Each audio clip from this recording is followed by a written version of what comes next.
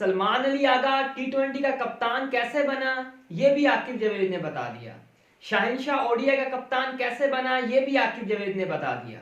इस वीडियो में सब कुछ डिस्कस है। सबसे बड़ी जो डिस्कशन है वो बाबर को लेकर है। उससे बड़ी जो डिस्कशन है वो शादाब है कि शादाब का कमबैक क्या ट्राई नेशन सीरीज में हो रहा है, क्या फिर वो डायरेक्ट जंप मारेगा जो कि अब से 2 से 2.5 माह बाद वर्ल्ड कप होने वाला है श्रीलंका में। जी हाँ, तो बात शुरू करते हैं शाहिनशाह की कप्तानी, जो कि हर क्रिकेट शायकीन के जहन में थी कि शाहिन को कप्तानी टी20 की मिलनी चाहिए थी और सलमान अली आगा को कप्तानी ओडीआई की मिलनी चाहिए थी। तो इसका जवाब भी आकिब जावेद ने दे दिया है बहुत शानदार अल्फाज में। उन्होंने कहा था कि ये सिर्फ और सिर्फ एक शायकीन की सोच हो सकती है, हम इस सोच को नहीं लेकर चलते कि ये बंदा किस चीज के ऊपर है, हम ये आगे की सोच को लेकर चल रहे हैं कि 2027 का वर्ल्ड कप है, शाहीन 2027 की प्लानिंग करे, उसको हिसाब से लेकर टीम को बिल्ड करे, उस हिसाब से लेकर टीम का कॉम्बिनेशन बनाए और हमें वर्ल्ड कप में अच्छा रिजल्ट देखने को मिले।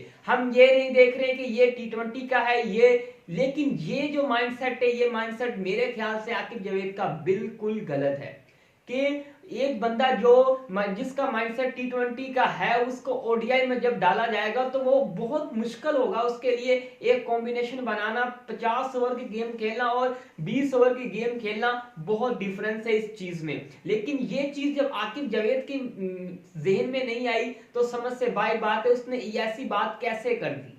फिर जो अगला सवाल उससे पूछा गया कि आप बाबर आजम के बारे में क्या कहते हैं, कि लोग कहते हैं कि आपने बाबर आजम को टीम से ड्रॉप किया, लोग कहते हैं मोहम्मद रिजवान को आपने टी20 टीम से ड्रॉप किया। तो उन्होंने का जवाब क्या था, सीधा उसका जवाब था, उसने कहा मैं कौन होता हूं इतने बड़े फैसले करने वाला, सीधा ये फैसले करने वाला मैं कौन होता हूं। जब सारे एक बात पर इत्तेफाक करते हैं, जब सारे एक बात पर कहते हैं कि इस बंदे को अब टीम का हिस्सा नहीं होना चाहिए, ये बंदा क्या स्ट्राइक रेट ठीक नहीं है, परफॉर्मेंस ठीक नहीं है, तो फिर हम इसको साइड पर करेंगे। ये मेरा फैसला, उसने या आकिब जावेद ने कहा था ये मेरा फैसला नहीं था, ये पूरे मैनेजमेंट का फैसला था, चीफ सिलेक्टर का फैसला था, कोच का फैसला था, लेकिन क्रिटिसाइज मुझ पर किया गया, ये कहा गया आकिब जावेद की तरफ से।